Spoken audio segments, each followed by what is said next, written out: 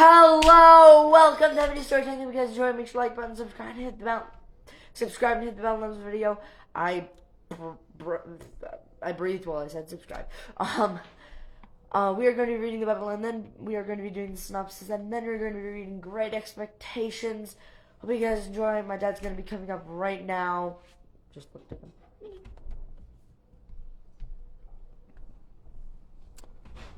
Hello everyone today. So we are going to be reading, you've probably read it before. Actually, I think most people think that this chapter isn't really in the Bible. So this might be the first time that you've ever heard it before. So if that's the case, then just go ahead and leave a comment down there. Some people don't actually know that John has 3 chapters. No, I don't think that's true. But so let's just go ahead and read. This is John chapter 3. And this is from the English Standard Version as always. So let me begin. Now there was a man of the Pharisees named Nicodemus, a ruler of the Jews. This man came to Jesus by night and said to him, "Rabbi, we know that you are a teacher come from God, for no one can do these signs that you do unless God is with him." Jesus answered him, "Truly, truly, I say to you, unless one is born again, he cannot see the kingdom of God." Nicodemus said to him, "How can a man be born when he is old? Can he enter a second time into his mother's womb and be born?" Jesus answered, "Truly, truly, I say to you, unless one is born of water and the Spirit, he cannot enter the kingdom of God. That which is born of the flesh is flesh, and that which is born of the Spirit is spirit. Do not marvel that I said to you, you must be born again. The wind blows where it wishes, and you hear its sound, but you do not know where it comes from or where it goes. So it is with everyone who is born of the Spirit." Nicodemus said to him, "How can these things be?" Jesus answered him, "Are you the teacher of Israel, and yet you do not understand these things? Truly, truly, I say to you, we speak of what we know, and bear witness to what we have seen, but you do not receive our testimony. If I have told you earthly things, and you do not believe, how can you believe if I tell you heavenly things? No one has ascended into heaven except he who descended from heaven, the Son of Man. And as Moses lifted up the serpent in the wilderness, so must the Son of Man be lifted up, that whoever believes in him may have eternal life. For God so loved the world that he gave his only Son, that whoever believes in him should not perish but have eternal life. For God did not send his Son into the world to condemn the world, but in order that the world might be saved through him. Whoever believes in him is not condemned, but whoever does not believe is condemned already, because he has not believed in the name of the only Son of God. And this is the judgment. The light has come into the world, and people loved the darkness rather than the light, because their works were evil. For everyone who does wicked things hates the light, and does not come to the light, lest his work should be exposed.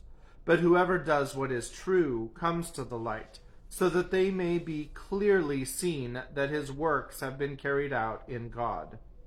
After this, Jesus and his disciples went into the Judean countryside, and he remained there with them and was baptizing. John was also baptizing at Aenon near Salim, because water was plentiful there, and people were coming and being baptized, for John had not yet been put in prison. Now a discussion arose between some of John's disciples and a Jew over purification, and they came to John and said to him, "Rabbi, he who was with you across the Jordan, to whom you bore witness, look, he is baptizing, and all are going to him." John answered, "A person cannot receive even one thing unless it is given him from heaven. You yourselves bear me witness that I said I am not the Christ, but I have been sent before him. The one who has the bride is the bridegroom. The friend of the bridegroom, who stands and hears him, rejoices greatly at the bridegroom's voice.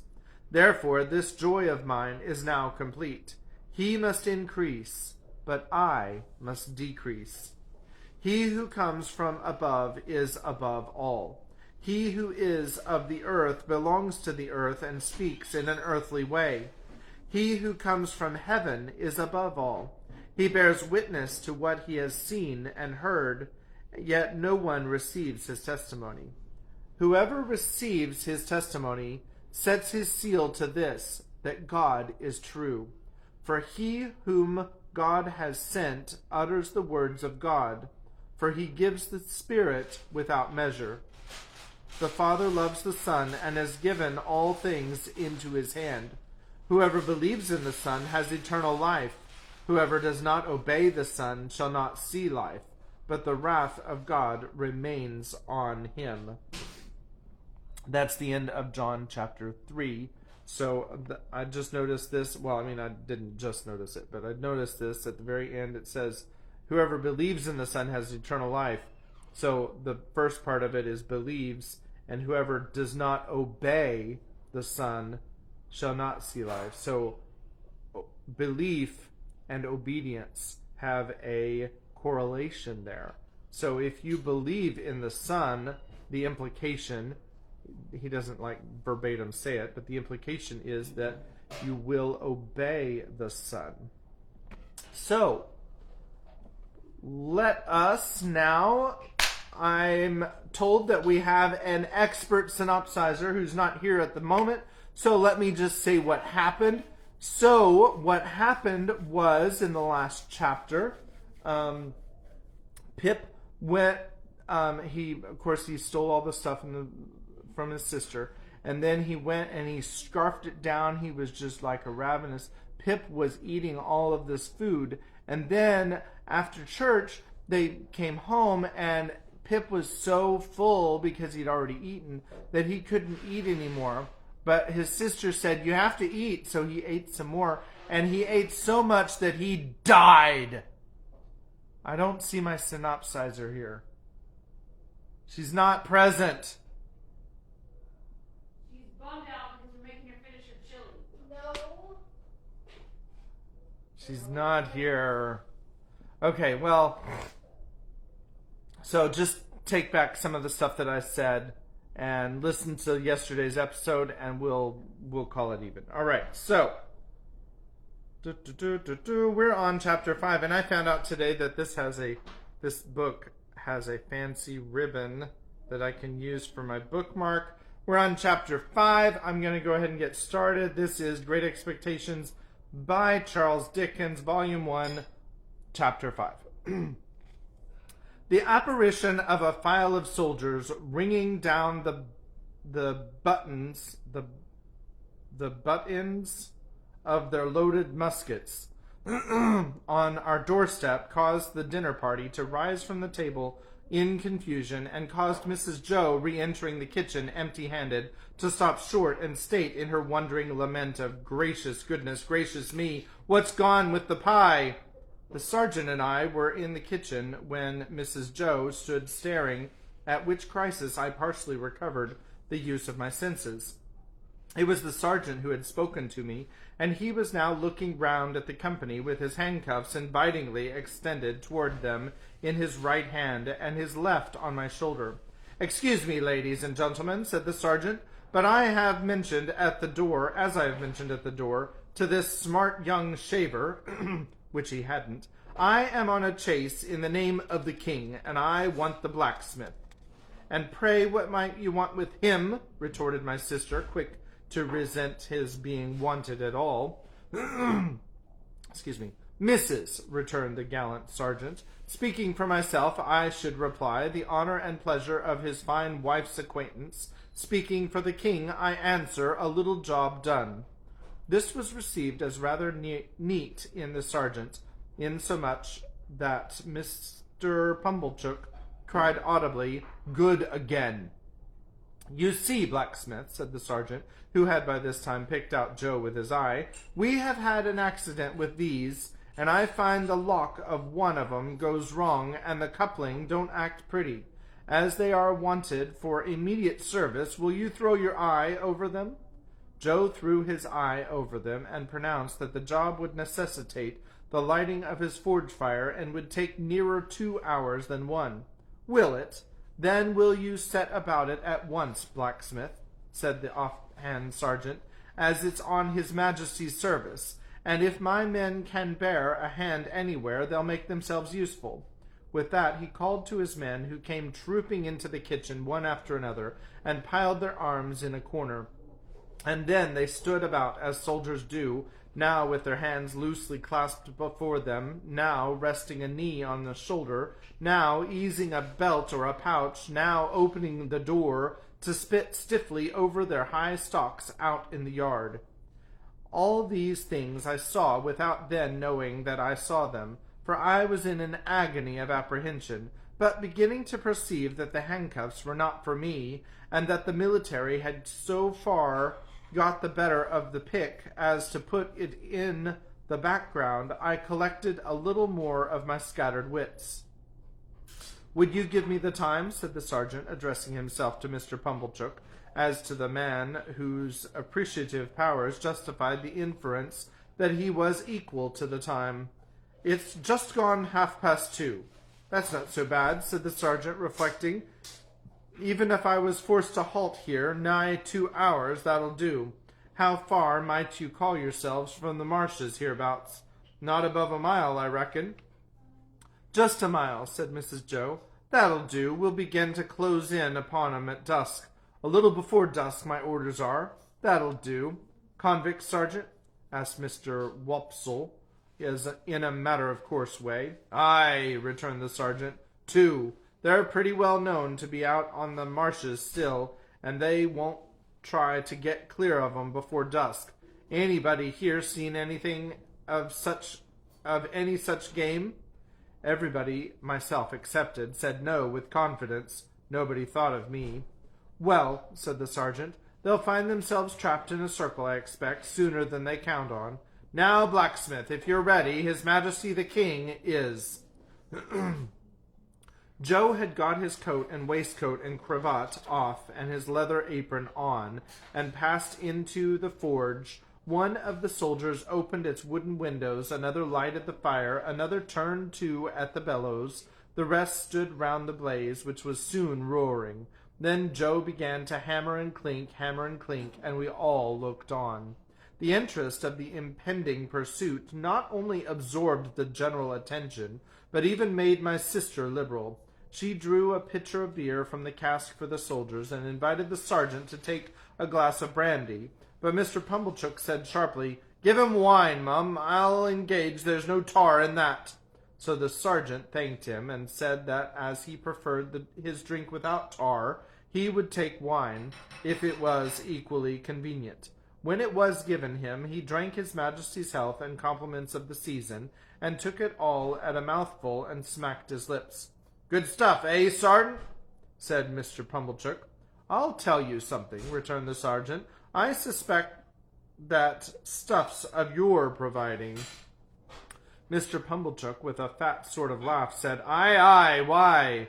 "Because," returned the sergeant, clapping him on the shoulder, "you're a man that knows what's what." "Do you think so?" said Mr. Pumblechook, with his former laugh. "Have another glass." "With you, hob and nob," returned the sergeant. "The top of mine to the foot of yours, the foot of yours to the top of mine. Ring once, ring twice, the best tune on the musical glasses. Your health. May you live 1,000 years and never be a worse judge of the right sort than you are at the present moment of your life." The sergeant tossed off his glass again and seemed quite ready for another glass. I noticed that Mr. Pumblechook, in his hospitality, appeared to forget that he had made a present of the wine, but took the bottle from Mrs. Joe and had all the credit of handing it about in a gush of joviality. Even I got some, and he was so very free of the wine that he even called for the other bottle and handed that about with the same liberality when the first was gone. As I watched them while they all stood clustering about the forge, enjoying themselves so much, I thought what terrible good sauce for a dinner my fugitive friend on the marshes was. They had not enjoyed themselves a quarter so much, before the entertainment was brightened with the excitement he furnished. And now, when they were all in lively anticipation of the two villains being taken, and when the bellows seemed to roar for the fugitives, the fire to flare for them, the smoke to hurry away in pursuit of them, Joe to hammer and clink for them, and all the murky shadows on the wall to shake at them in menace as the blaze rose and sank, and the red-hot sparks dropped and died, the pale afternoon outside almost seemed, in my pitying young fancy, to have turned pale on their accounts, poor wretches. At last Joe's job was done, and the ringing and roaring stopped. As Joe got on his coat, he mustered courage to propose that some of us should go down with the soldiers and see what came of the hunt. Mr. Pumblechook and Mr. Hubble declined on the plea of a pipe and ladies' society, but Mr. Wopsle said he would go if Joe would. Joe said he was agreeable and would take me if Mrs. Joe approved. We never should have got leave to go, I am sure, but for Mrs. Joe's curiosity to know all about it and how it ended. As it was, she merely stipulated, "If you bring the boy back with his head blown to bits by a musket, don't look to me to put it together again." The sergeant took a polite leave of the ladies, and parted from Mr. Pumblechook as from a comrade, though I doubt if he were quite as fully sensible of that gentleman's merits under arid conditions, as when something moist was going on. His men resumed their muskets and fell in. Mr. Wopsle, Joe, and I received strict charge to keep in the rear and to speak no word after we reached the marshes. When we were all out in the raw air and were steadily moving toward our business, I reasonably whispered to Joe, "I hope, Joe, we shan't find them." And Joe whispered to me, "I'd give a shilling if they had cut and run, Pip." We were joined by no stragglers from the village, for the weather was cold and threatening, the way dreary, the footing bad, darkness coming on, and the people had good fires indoors and were keeping the day. A few faces hurried to glowing windows and looked after us, but none came out. We passed the finger-post and held straight on to the churchyard. There we were stopped a few minutes by a signal from the sergeant's hand, while 2 or 3 of his men dispersed themselves among the graves and also examined the porch. They came in again without finding anything, and then we struck out on the open marshes through the gate at the side of the churchyard. A bitter sleet came rattling against us here on the east wind, and Joe took me on his back. Now that we were out on the dismal wilderness where they little thought I had been within 8 or 9 hours, and had seen both men hiding, I considered for the first time with great dread, if we should come upon them, would my particular convict suppose that it was I who had brought the soldiers there? He had asked me if I was a deceiving imp, and he had said I should be a fierce young hound if I joined the hunt against him. Would he believe that I was both imp and hound in treacherous earnest, and had betrayed him? It was of no use asking myself this question now. There I was on Joe's back, and there was Joe beneath me, charging at the ditches like a hunter, and stimulating Mr. Wopsle not to tumble on his Roman nose and to keep up with us. The soldiers were in front of us, extending into a pretty wide line with an interval between man and man. We were taking the course I had begun with, and from which I had diverged into the mist. Either the mist was not out again yet, or the wind had dispelled it. Under the low red glare of sunset, the beacon and the gibbet and the mound of the battery and the opposite shore of the river were plain, though all of a watery lead color.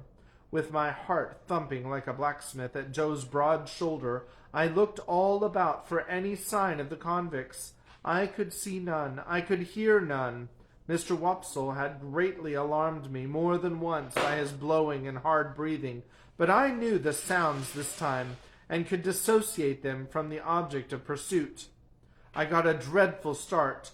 when I thought I heard the file still going, but it was only a sheep bell. The sheep stopped in their eating and looked timidly at us, and the cattle, their heads turned from wind and sleet, stared angrily as if they held us responsible for both annoyances. But, except these things, and the shudder of the dying day in every blade of grass, there was no break in this black stillness of the marshes. The soldiers were moving on in the direction of the old battery, and we were moving on a little way behind them, when all of a sudden we all stopped, for there had reached us on the wings of the wind and rain a long shout. It was repeated. It was at a distance toward the east, but it was long and loud. Nay, there seemed to be 2 or more shouts raised together, if one might judge from a confusion in the sound. To this effect the sergeant and the nearest men were speaking under their breath when Joe and I came up. After another moment's listening, Joe, who was a good judge, agreed, and Mr. Wopsle, who was a bad judge, agreed. The sergeant, a decisive man, ordered that the sound should not be answered, but that the course should be changed, and that his men should make toward it at the double. So we slanted to the right, where the east was, and Joe pounded away so wonderfully that I had to hold on tight to keep my seat. It was a run indeed now, and what Joe called, in the only 2 words he spoke at all the time, a winder. Down banks and up banks and over gates and splashing into dikes and breaking among coarse rushes, no man cared where he went. As we came nearer to the shouting, it became more and more apparent that it was made by more than one voice. Sometimes it seemed to stop altogether, and then the soldiers stopped. When it broke out again, the soldiers made for it at a greater rate than ever, and we after them. After a while we had so run it down that we could hear one voice calling, "Murder!" and another voice, "Convicts! Runaways! Guard! This way for the runaway convicts!" Then both voices would seem to be stifled in the struggle, and then would break out again. And when it had come to this, the soldiers ran like deer, and Joe too. The sergeant ran in first when we had run the noise quite down, and 2 of his men ran in close upon him. Their pieces were cocked and leveled when we all ran in. "Here are both men," panted the sergeant, struggling at the bottom of a ditch. "Surrender, you 2, and confound you for 2 wild beasts. Come asunder." Water was splashing, and mud was flying, and oaths were being sworn, and blows were being struck, when some more men went down into the ditch to help the sergeant, and dragged out separately my convict and the other one. Both were bleeding and panting and execrating and struggling, but of course I knew them both directly. "Mind," said my convict, wiping blood from his face with his ragged sleeves and shaking torn hair from his fingers. "I took him. I give him up to you. Mind that." "It's not much to be particular about," said the sergeant. "It'll do you small good, my man, being in the same plight yourself. Handcuffs there?" "I don't expect it to do me any good. I don't want it to do me more good than it does now," said my convict, with a greedy laugh. "I took him. He knows it. That's enough for me." The other convict was livid to look at, and, in addition to the old bruised left side of his face, seemed to be bruised and torn all over. He could not so much as get his breath to speak until they were both separately handcuffed, but leaned upon a soldier to keep himself from falling. "Take notice, guard. He tried to murder me," were his first words. "Tried to murder him," said my convict disdainfully. "Try and not do it? I took him and give him up. That's what I'd done. I not only prevented him from getting off the marshes, but I dragged him here, dragged him this far on his way back. He's a gentleman, if you please, this villain. Now the hulks has got its gentleman again, through me. Murder him? Worth my while, too, to murder him. Then I could do worse and drag him back." The other one still gasped. He tried to murder me. Bear witness. Look'ee here," said my convict to the sergeant. "Single-handed I got clear of the prison ship. I made a dash and I done it. I could have got clear of these death-cold flats likewise. Look at my leg. You won't find much iron on it. If I hadn't made the discovery that he was here, let him go free, let him profit by the means as I found him, let him make a tool of me afresh and again. Once more, no, no, no. If I had died at the bottom there, and he made an emphatic swing at the ditch with his manacled hands, I'd have held to him with that grip that you should have been safe to find him in my hold. The other fugitive, who was evidently in extreme horror of his companion, repeated, "He tried to murder me! I should have been a dead man if you had not come up." "He lives," said my convict with fierce energy. "He's a liar born, and he'll die a liar. Look at his face, ain't it written there? Let him turn those eyes of his on me. I defy him to do it." The other, with an effort at a scornful smile, which could not, however, collect the nervous working of his mouth into any set expression, looked at the soldiers and looked about the marshes and the sky, but certainly did not look at the speaker. "Do you see him?" pursued my convict. "Do you see what a villain he is? Do you see those groveling and wandering eyes? That's how he looked when we were tried together. He never looked at me." The other, always working and working his dry lips and turning his eyes restlessly about him far and near, did at last turn them for a moment on the speaker with the words, "You are not much to look at," and with a half-taunting glance at the bound hands.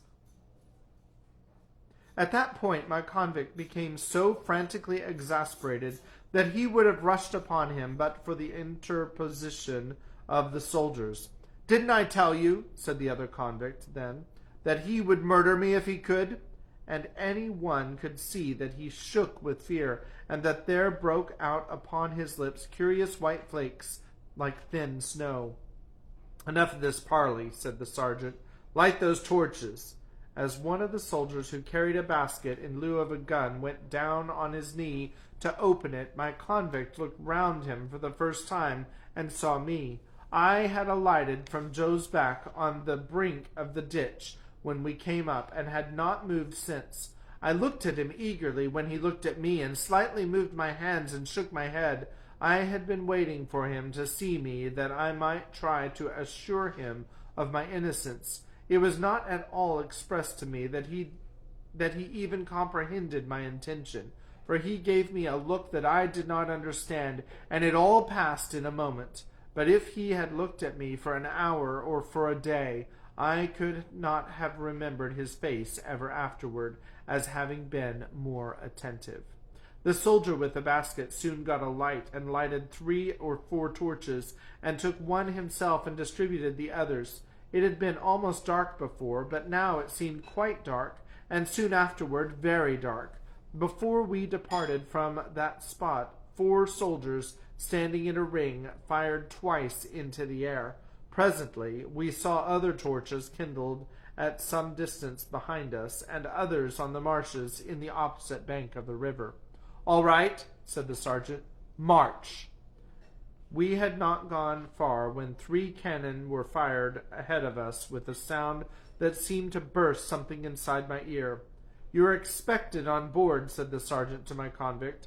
"They know you are coming. Don't straggle, my man. Close up here." The 2 were kept apart, and each walked surrounded by a separate guard. I had hold of Joe's hand now, and Joe carried one of the torches. Mr. Wopsle had been for going back, but Joe was resolved to see it out, so we went on with the party. There was a reasonably good path now, mostly on the edge of the river, with a divergence here and there where a dike came, with a miniature windmill on it and a muddy sluice gate. When I looked round, I could see the other lights coming in after us. The torches we carried dropped great blotches of fire upon the track, and I could see those too lying smoking and flaring. I could see nothing else but black darkness. Our lights warmed the air about us with their pitchy blaze, and the two prisoners seemed rather to like that, as they limped along in the midst of the muskets.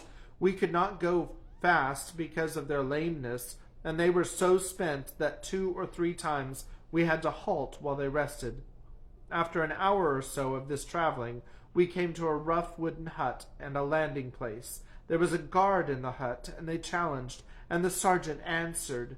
Then we went into the hut, where there was a smell of tobacco and whitewash, and a bright fire, and a lamp, and a stand of muskets, and a drum, and a low wooden bedstead, like an overgrown mangle, without the machinery, capable of holding about a dozen soldiers all at once. 3 or 4 soldiers who lay upon it in their greatcoats were not much interested in us, but just lifted their heads and took a sleepy stare, and then lay down again. The sergeant made some kind of report and some entry in a book, and then the convict, whom I call the other convict, was drafted off with his guard to go on board first. My convict never looked at me, except that once. While we stood in the hut, he stood before the fire, looking thoughtfully at it, or putting up his feet by turns upon the hob, and looking thoughtfully at them as if he pitied them for their recent adventures. Suddenly he turned to the sergeant and remarked, "I wish to say something respecting this escape. It may prevent some persons lying under suspicion no longer me." "You can say what you like," returned the sergeant, standing coolly, looking at him with his arms folded, "but you have no call to say it here. You'll have opportunity enough to say about it and hear about it before it's done with you, you know." "I know, but this is another point, a separate matter. A man can't starve, at least I can't. I took some wittles up to the village over yonder, where the church stands, almost out on the marshes." "You mean stole?" said the sergeant. "And I'll tell you where from the blacksmith's." "Hello!" said the sergeant, staring at Joe. "Hello, Pip!" said Joe, staring at me. "It was some broken wittles, that's what it was, and a dram of liquor and a pie." "Have you happened to miss such an article as a pie, blacksmith?" asked the sergeant confidently. "My wife did, at the very moment when you came in. Don't you know, Pip?" "So," said my convict, turning his eyes on Joe in a moody manner, and without the least glance at me. "So you're the blacksmith, are you? Then I'm sorry to say I've eat your pie." "God knows you're welcome to it, so far as it was ever mine," returned Joe, with a saving remembrance of Mrs. Joe. "We don't know what you've done, but we wouldn't have you starved to death for it, poor miserable fellow creature. Would us, Pip?" The something that I had noticed before clicked in the man's throat again, and he turned his back. The boat had returned, and his guard were ready, so we followed him to the landing place made of rough stakes and stones, and saw him put into the boat, which was rowed by a crew of convicts like himself.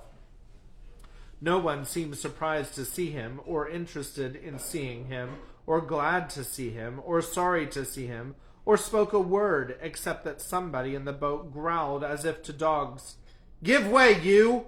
which was the signal for the dip of the oars.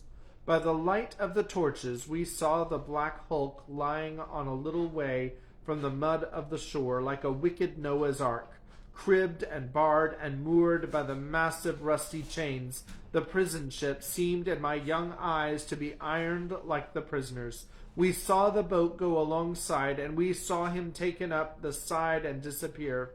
Then the ends of the torches were flung hissing into the water and went out as if it were all over with him. Chapter 6.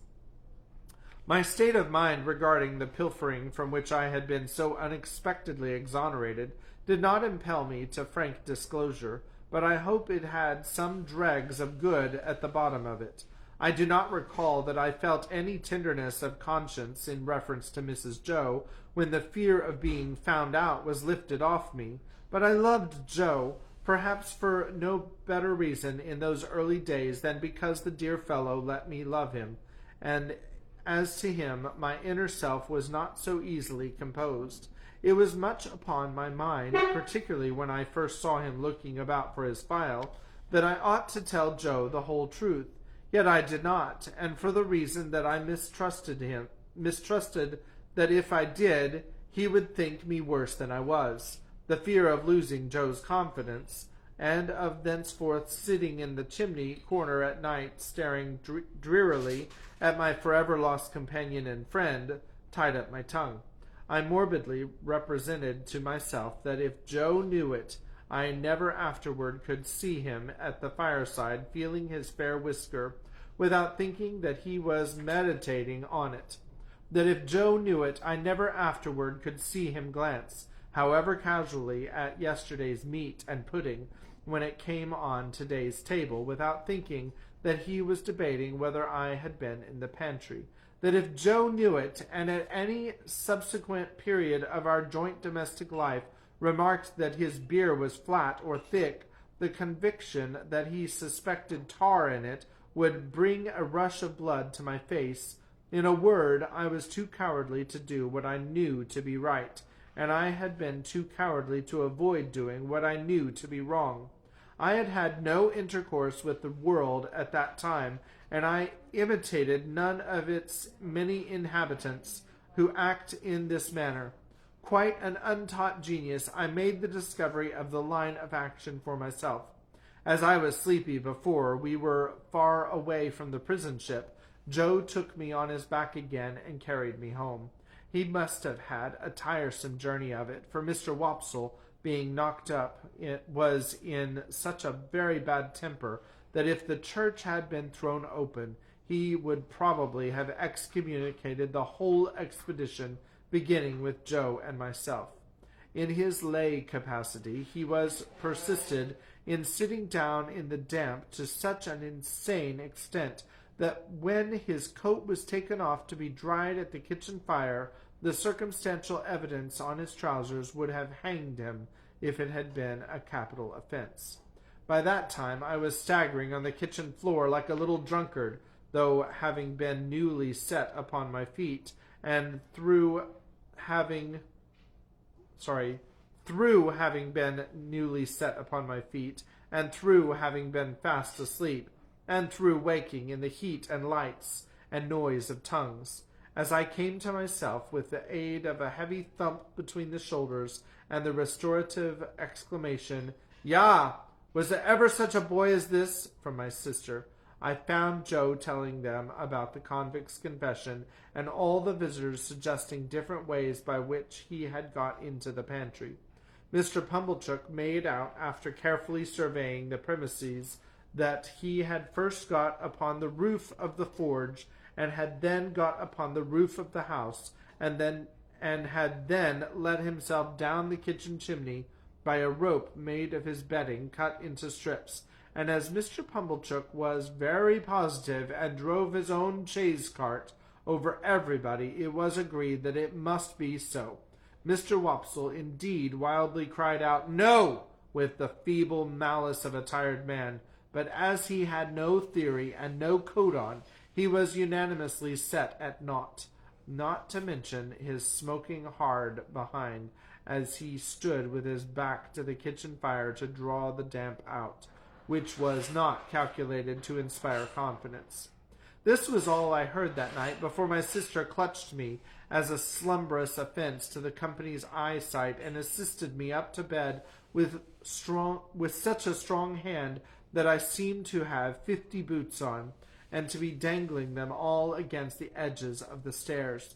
My state of mind, as I have described it, began before I was up in the morning, and lasted long after the subject had died out, and had ceased to be mentioned, saving on exceptional occasions. And that's the end of chapter 6. That's where I'm going to put my bookmark today, and next time we will start with chapter 7. So I hope you're enjoying Great Expectations by Charles Dickens, and we'll read some more of this next time, along with John chapter 4. And God bless you, and we'll see you next time. Good night.